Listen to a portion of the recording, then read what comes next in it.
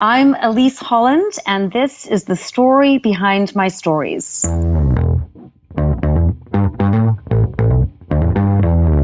You're listening to the Author Stories Podcast,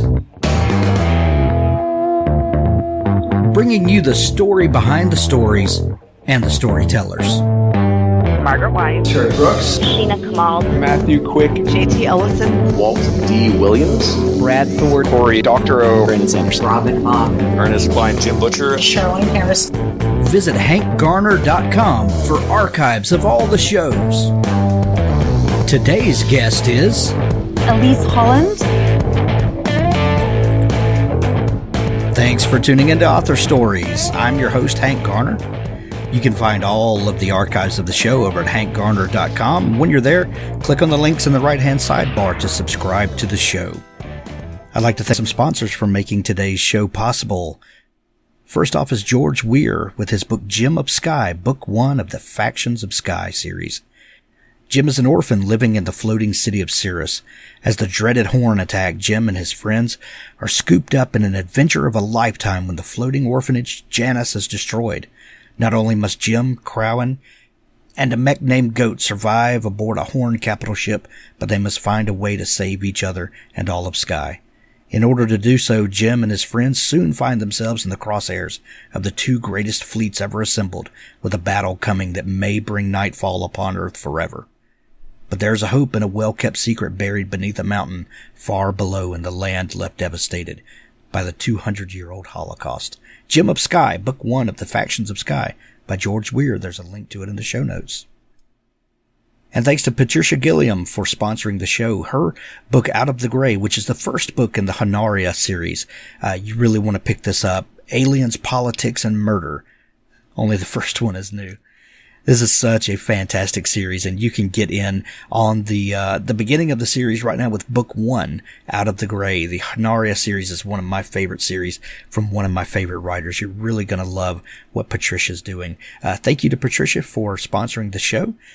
Also, at the end of the show, we're going to have an audiobook clip from Richard Gleaves, the Jason Crane series.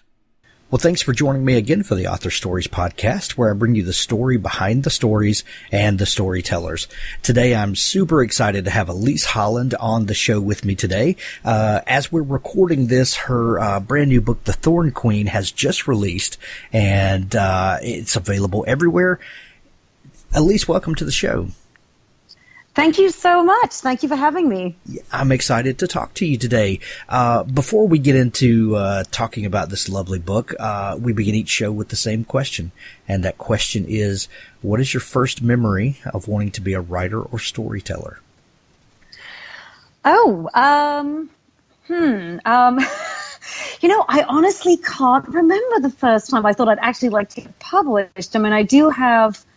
obviously I have a memory of writing, and I remember, I think I was in college that my best friend from college read something I wrote and said that she thought I had a gift. Yeah. And that sort of put it in my head that I would like to, get published someday. Well, it has nothing to do with being published. When did you realize that you were a writer or storyteller? I suppose maybe it would be when I was quite young, and I was 7 years older than my brother, and my parents used to have me read him bedtime stories to help him, go to sleep, but I would usually make them up, and they were pretty much, they always seem to follow what I've now realized I really love, which is the archetypal hero's journey, which is I'd take usually a little boy, and I'd make it very clear to my brother that it was he, and then he'd go on a journey and have all these adventures happening to him. And I think that's really what put it into my mind that, I loved telling stories and I was a storyteller, but I also grew up watching my mum write because she loves to write. And so that also kind of put that spark in my head. There's that family connection to storytelling then. Yes, definitely. Yeah, I love that. Elise, you have a very interesting accent, a lovely accent, but I can't quite put my finger on it. Where were you? Where did you grow up? Right. So I was born in England. So that's part of it. So that's part of it. And then I actually moved to Michigan when I was 14. What a great combination. Right. Well, and the funny thing is I don't have it anymore, but at one point I had a cassette tape that I had sent to one of my best friends that I had to leave behind in England because, back then we didn't have Skype or anything like that, and the phone was too expensive, so we used to write letters and send each other, tapes of us talking. And I remember listening and thinking I had the weirdest American accent because I tried so hard so quickly to lose my English accent and fit in. But then as time went on, I hooked up with more English people again, and my English accent came back. But it's changed because I've been here so long, and I've lived in a few different parts of America that has, they have different accents themselves. Right. Exactly. You had this this early desire to tell stories and to write things. But what were the kinds of books and stories that you really loved in those formative years, the years that really opened your imagination? Right. So that would have to be, there's definitely The Lion, the Witch, and the Wardrobe by C.S. Sure. Lewis. Anything, all the fairy tales by Hans Christian Andersen or the Brothers Grimm. I really devoured those. There was, I can't remember the author now, but The Wind in the Willows was definitely a childhood favorite. Yep. And then Enid Blyton, who, I used to love her mysteries, and she had actually also a 2 school series that I absolutely loved. And they weren't fantasy, but I still, they were just amazing. And I loved, the mysteries that the children would solve. Sure. Do you ever think about your kind of split childhood of growing up partly in England and then partly in the United States? Do you feel like that has affected your storytelling, maybe the way you see the world or the way you see imaginary worlds? Do you feel there's any connection there? That is a great question. I think so. I mean, to be honest with you, I always had a pretty rich inner world, even when I was growing up in England. But then I think moving to America at 14, it was quite traumatic just from a psychological standpoint. It was so bizarre in a way because, the world looked the same. I mean, America and England don't actually look that different. The people look pretty much the same, and we all speak English. But the culture was just so different, and that was so strange to me in my head. It was very bewildering. And I definitely think that for a little while I was just kind of almost, I had these crazy thoughts. I had these incredibly crazy thoughts. I mean, really paranoid, to tell you the truth. There were times when I thought, oh my God, can people tell? I thought people could read my mind, and so on and so forth. But yes, I think that, I certainly always used to daydream as a means of escape. And that absolutely, picked up after I moved to America. Yeah. How old were you when you moved to America? 14. 14. So not many people get to have that sort of life-altering adventure at 14 years old. Even though, like you say, there's really not a lot at the core different between America and England on a lot of surfaces, but you uprooted, your life and moved to another continent.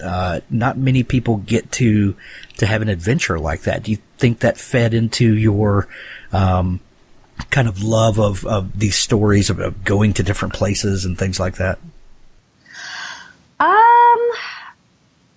Again, a great question. You'd think I'd have thought about these things already, but I really haven't. I don't know. I feel like I was mostly informed just by the stories I read. I think my real life adventure was actually, like I said, I mean, it's funny. I remember looking back, I look back on those years and I think I actually loved America. I really did. I loved, it just seemed, it's very easy to live in America versus, England felt just more challenging for whatever reason, but it was hard. It was not, I would say, it was not an easy adventure, and I was so just wedded almost to my best friends that I had to leave behind. And that was actually very hard, although I did make new and amazing friends very soon, as soon as I got to America. But I can't say I loved the adventure. I think you're right. I think it's informed the way I love talking about journeys and so on.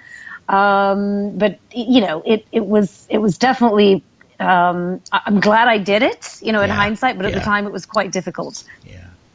So you said that a friend in college read some of the stuff that you wrote and said that you had a gift. What sorts of things were you writing, just for your own entertainment, or was it for school projects, or kind of what was your outlet?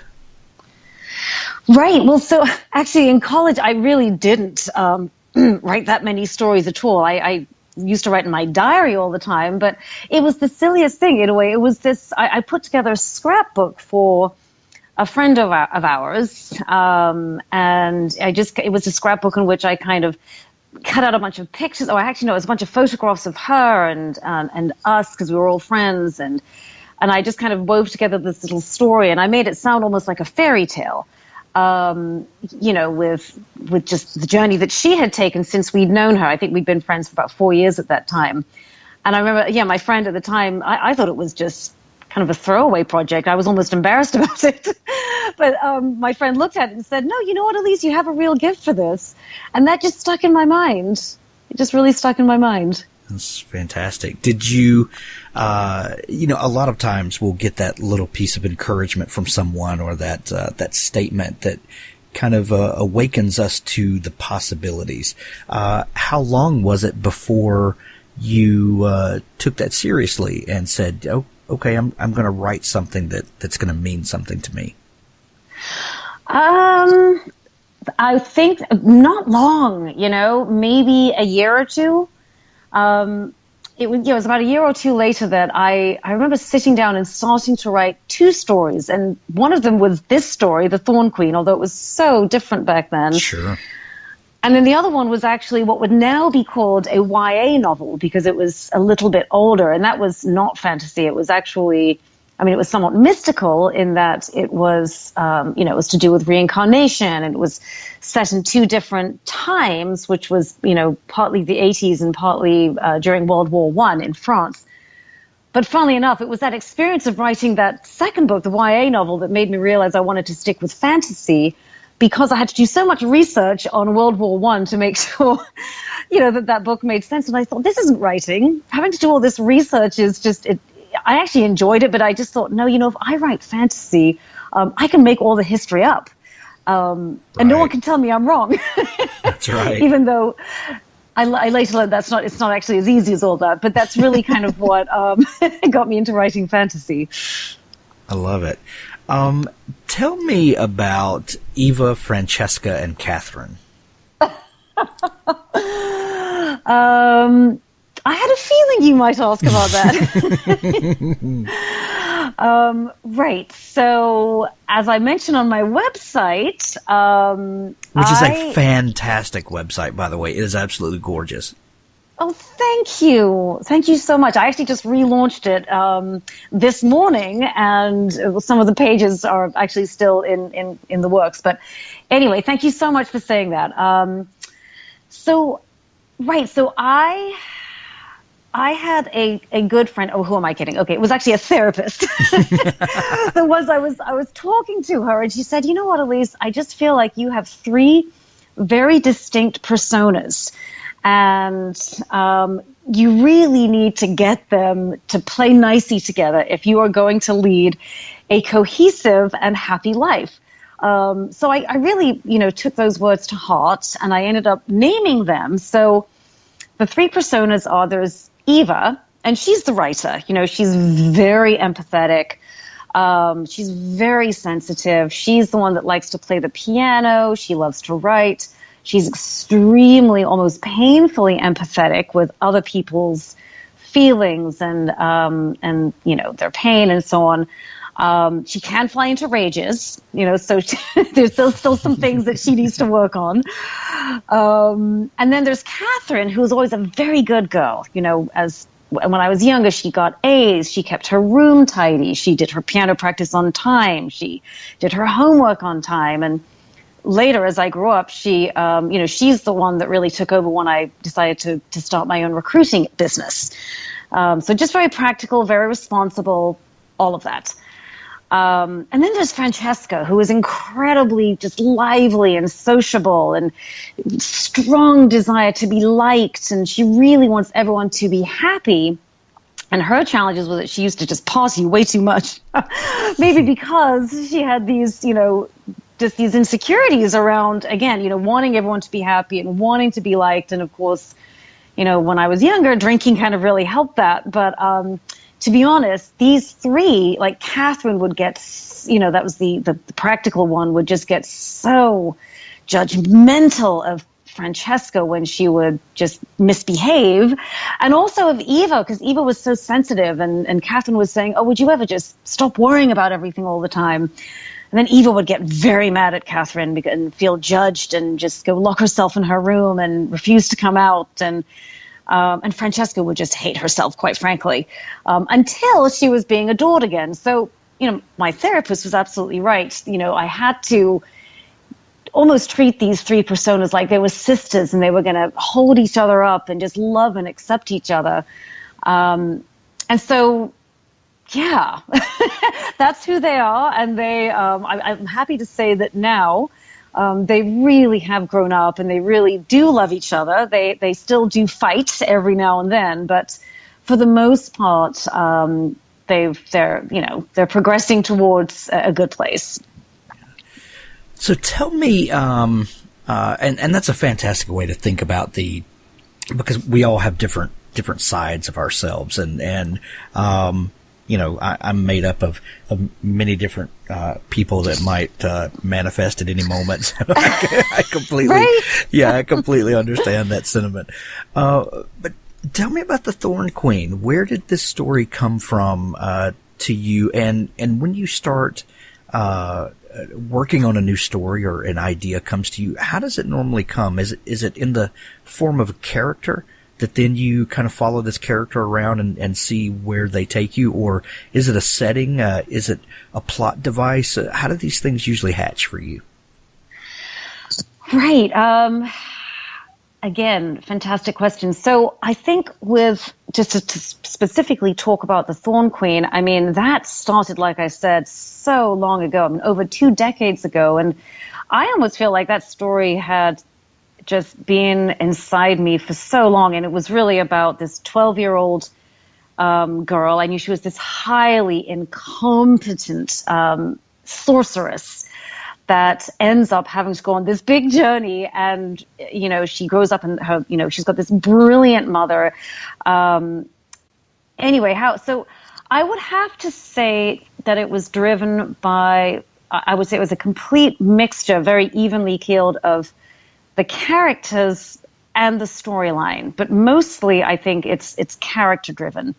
I really loved thinking about Meylyne, who's the main character, and the friends that she made, and the events that shaped, who she is, and also just her parentage. I mean, really, when I think about it, her, there's some characters in there that would absolutely informed by, myself and my best friends, and I infused, our kind of just the challenges we'd gone through in life and so on into the characters. So really that journey that I always go back to, the archetypal hero's journey, that was inside me. That was what really informed the Thorn Queen. And then I just had so many people look at it and say, well, this doesn't really work. So think about this and think about that. And that's, at the time when I wrote the first version of it, I didn't have any real plot structure in mind, which is why I've had to rewrite it so many times. Now, to answer your next question, which is how I approach stories now, I mean, I am actually working on the sequel. And funnily enough, I had actually written... Can I just say, highly incompetent sorceress makes me smile so big. I absolutely love that. Good. I'm sorry, carry on. I'm sorry. Thank you. No, thank you. I love that.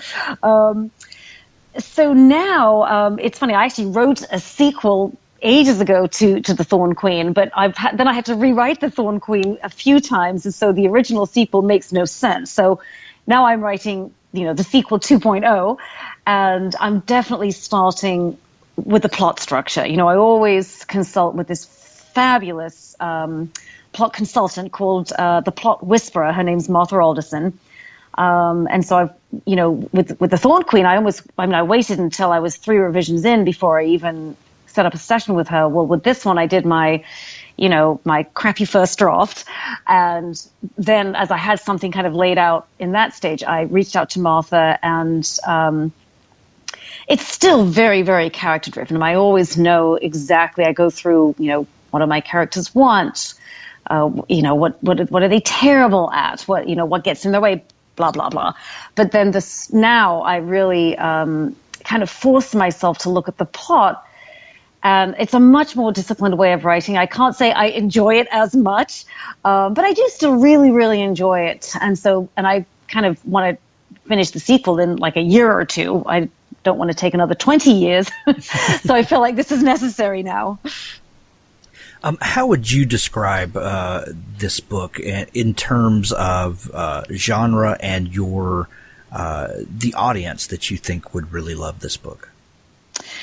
Right. So this, it's a fantasy, and it is really geared for 9 to 12-year-olds.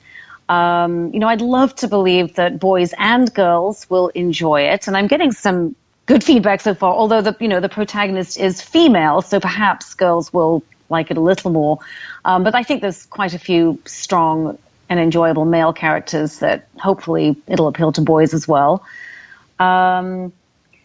It is a high fantasy, which from what I've heard, that's where I know you know this, but in case someone else doesn't know, it's where you create a world that's not Earth, and you have your story take place there, as opposed to something that's just, not just, but it's magic taking place on Earth.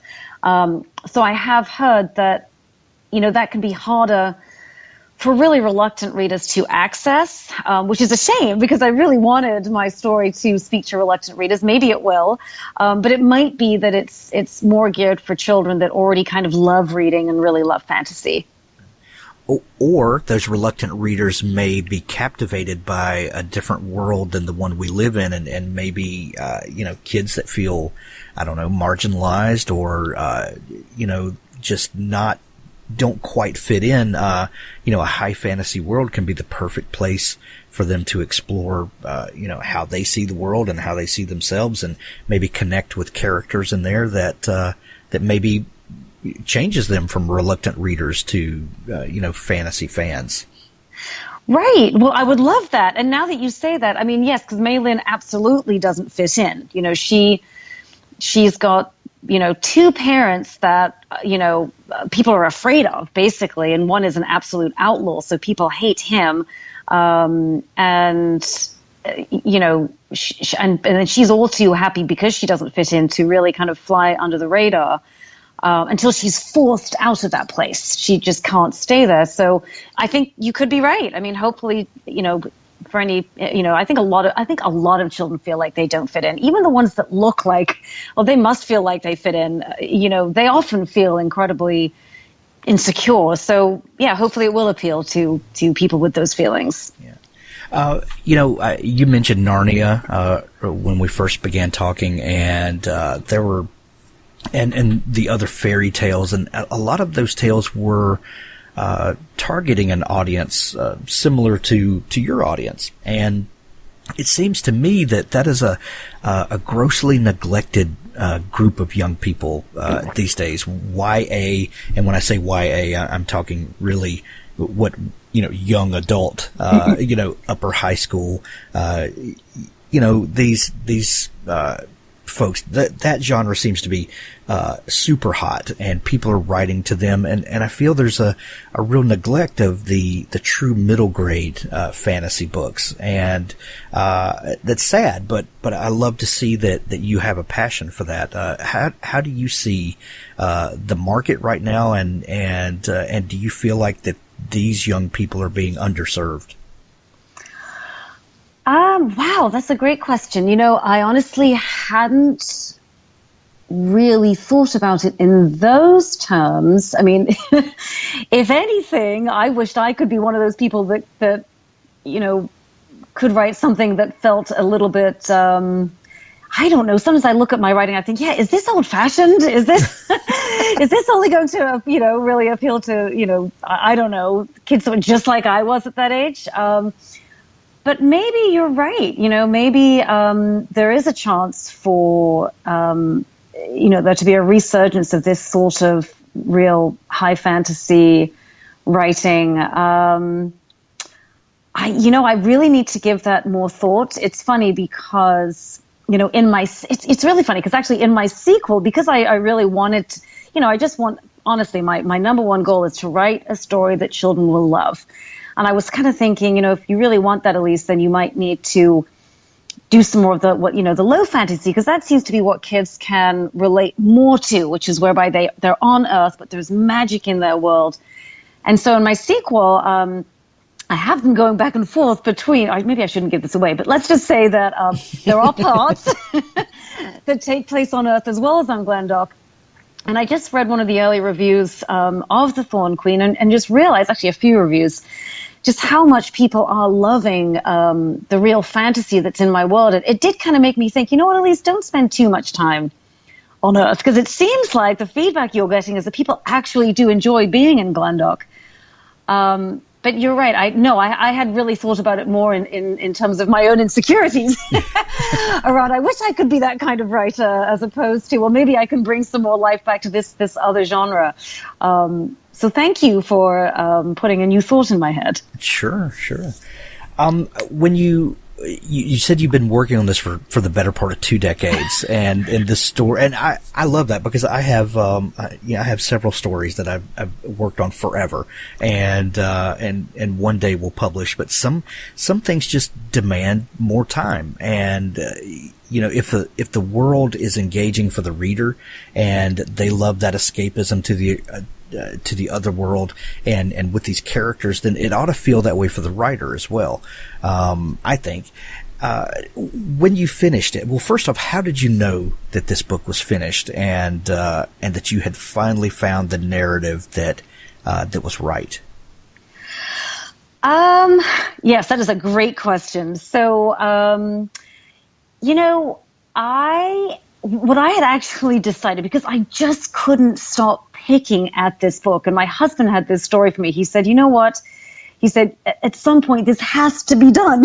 You have to move on to something else, because, he has just an incredibly talented brother who's just he's got 2 very talented brothers, and one is talented with music. And I guess once, his brother was writing this song, and he wrote it for years, and same thing, Kumar, my husband, said, at some point you've just got to stop writing that song. And I thought, he's right. I have more books inside me. So what I actually decided to do, well, that was what I really came up with my website, Why is Mud? And I decided I was going to put the book out there a chapter at a time, because I kind of thought to myself, once it's out there, I can't keep writing. I can't keep working on it. But to do that, I thought, well, I'm still not quite ready for that. So I reached out to this incredibly talented, amazing editor called Stephen Roxburgh, who I didn't even know it at the time, but I later found out after he accepted me as a client that, he'd worked on Roald Dahl, he worked on Madeleine L'Engle. I mean, I was so chuffed, but he was just incredible. He really was the one that brought the story. I was incredibly verbose with my writing before, way too flowery, still am, but getting better. And he just kind of really got the story where it needed to be.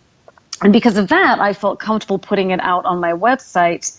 But also because of that, I thought, I wasn't going to try again. I'd had so many rejections from publishers, but I thought, wow, it's really at a better place now. So I started sending it out again and again, getting, many rejections, but they were always really nice rejections. I had graduated to the place where I was getting incredibly thoughtful, thank you for this. It's great here, but this is why I'm not going to represent you. And then finally I got a yes. So that was when I kind of knew it was done. Nice. So the next question is, why is mud? You're asking about the title, or just why is? Yes. So I know believe me, I struggle with that. I think, should I just change that? No one ever understands it. It doesn't sound professional. The reason behind that name is it's a story that my parents love to tell. You know, I was going through that stage as a very, very small child where you ask why to everything. And as with most parents, they just, it's cute, but it gets old really fast. But they said that, when the time came that I actually asked why is mud, they just gave up. They just said, I am not going to even try to answer that question. And because they just continue to love telling that story, and I actually think I just kind of think it's really cute. But I also think, to me, it does represent a child's boundless curiosity and imagination. And I think that I just want I think the children are so fantastic. I go to my child's school and I just think, God, the world would be so fantastic if we could maintain our elementary school energy. And so it's just really a way to kind of honor that. And, the site is in addition to showcasing my book, it's also supposed to help children unleash their own imagination. And so that's really what the name comes from. Well, you could have named your site, EliseHolland.com, and no one would ever ask you what that means. But with a name like Why is Mud, you get to talk about it. I think it's fantastic. That's true. Thank you. Yeah. Elise, the book is out everywhere now, The Thorn Queen. If people are just learning about you and want to find out more about you and get into the book and all that good stuff, where can they connect with you online?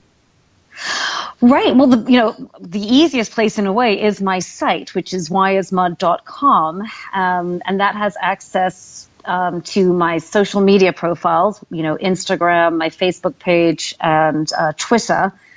I should know off the top of my head what those are.